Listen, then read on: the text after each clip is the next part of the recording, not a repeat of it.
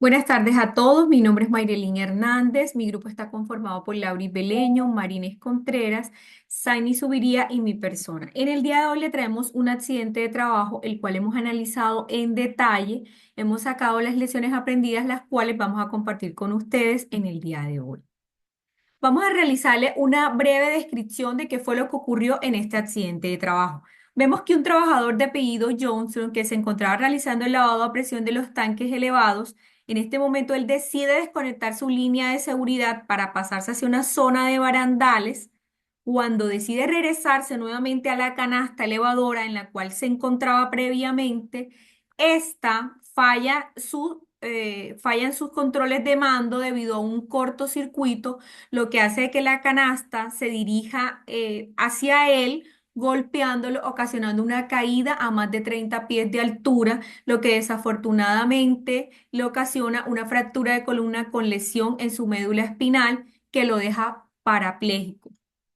Vamos a destacar los hechos más relevantes que ocurrieron en este accidente de trabajo, los cuales, para efectos prácticos, hemos clasificado en condiciones inseguras y en actos inseguros. Condiciones inseguras, es decir, las condiciones que estaban presentes en el ambiente cuando ocurrió el accidente de trabajo.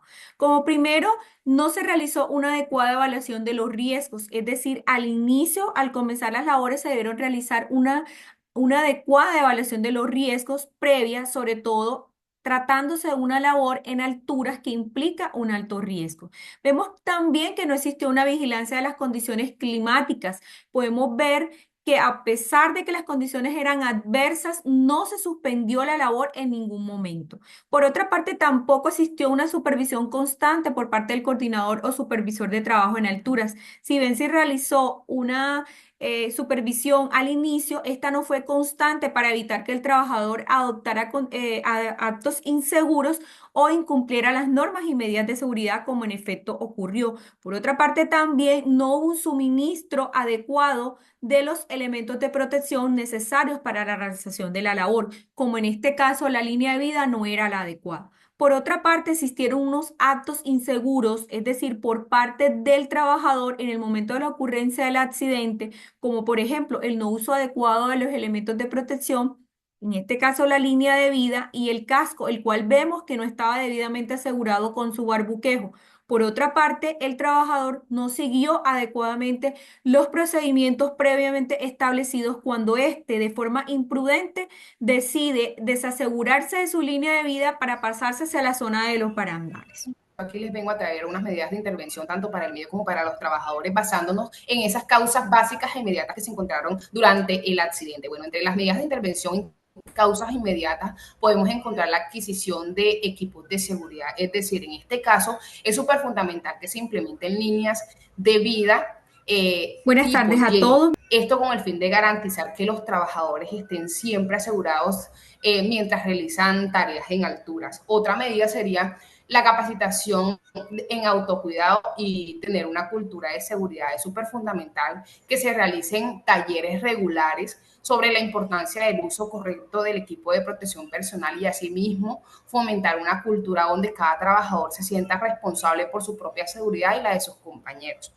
Otra medida súper fundamental es brindar control y monitoreo de factores ambientales. En esta medida se debe establecer un protocolo para revisar las condiciones climáticas antes de iniciar las labores como tal.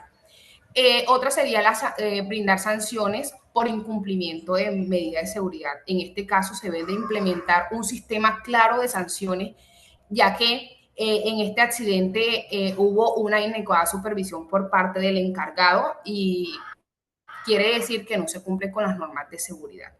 En las causas básicas también podemos presentar algunas medidas de intervención, como la designación de un coordinador de trabajos en alturas, es decir, se debe de asignar a una persona responsable que supervise a todos los trabajos en alturas, asegurando de que se sigan las normas adecuadas. Eso se hace por medio de la actualización del curso de trabajos en alturas, ya que por medio de esta se pueden adoptar las últimas prácticas y normativas sobre trabajo seguro en alturas. Otra medida sería brindar sistemas de evacuación y primeros auxilios que sean accesibles para los trabajadores, es decir, se debe tener un plan claro para las evacuaciones rápidas y que estas deben ser accesibles para los trabajadores. Otra sería la implementación de señalización, es decir, para este tipo de trabajo se debe de usar una señalización clara que sea visible y que éste indique las zonas peligrosas o procedimientos a seguir en caso de que haya una emergencia. Es súper fundamental adoptar cada una de estas medidas, ya que esto no solo protege la vida de los trabajadores, sino que también impacta positivamente a sus familias y la comunidad como tal. Yo les voy a hablar de la clasificación e identificación de los riesgos asociados. Primero comenzamos aquí con el riesgo mecánico, como lo vemos por acá, con un equipo inseguro. En este caso, el trabajador Rose usó un equipo que no era adecuado para la labor, como lo mencionó la compañera anteriormente. La eslinga que él estaba utilizando en ese momento estaba en buen estado, pero no era la correcta. ¿Ok? En el riesgo de caída de altura, tenemos trabajo en altura sin medidas de seguridad adecuadas. Luego estaba realizando labores a más de 30 pies, que es una altura bastante considerable, sin utilizar correctamente la línea de vida, puesto a que él se la quitó, lo cual aumenta el riesgo de caídas graves, como le pasó a este trabajador.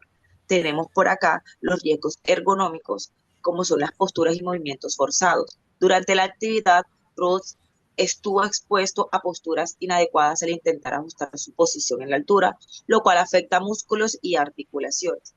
Aunque el accidente fue caída y fue algo más grave, este puede ser también un riesgo al que él se encontraba expuesto.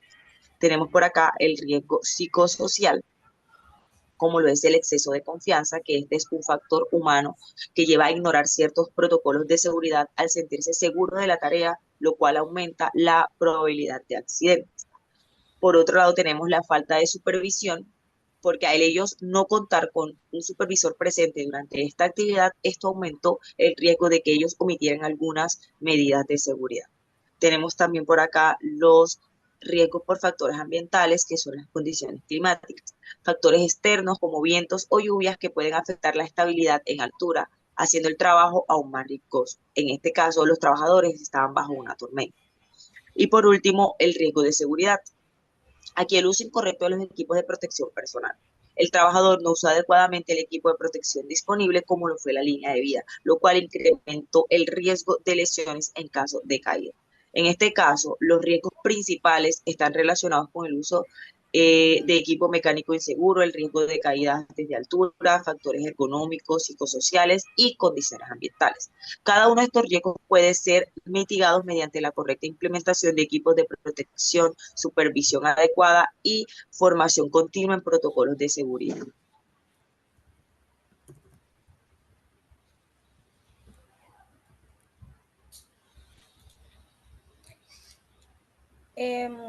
Con esta investigación de accidentes, pues nos deja algunas lecciones aprendidas, como lo es la necesidad de realizar una evaluación exhaustiva de los riesgos antes de comenzar cualquier tarea de alto riesgo, así como también contar con anclajes alternativos en situaciones donde se prevé pasar de un punto de apoyo a otro. Además, la importancia de la supervisión activa y continua para garantizar que los trabajadores cumplan con las normas de seguridad. Este accidente destaca la necesidad de capacitar a los trabajadores en técnicas de cambio seguro de anclaje y la utilización de los elementos de protección personal adecuados para la labor.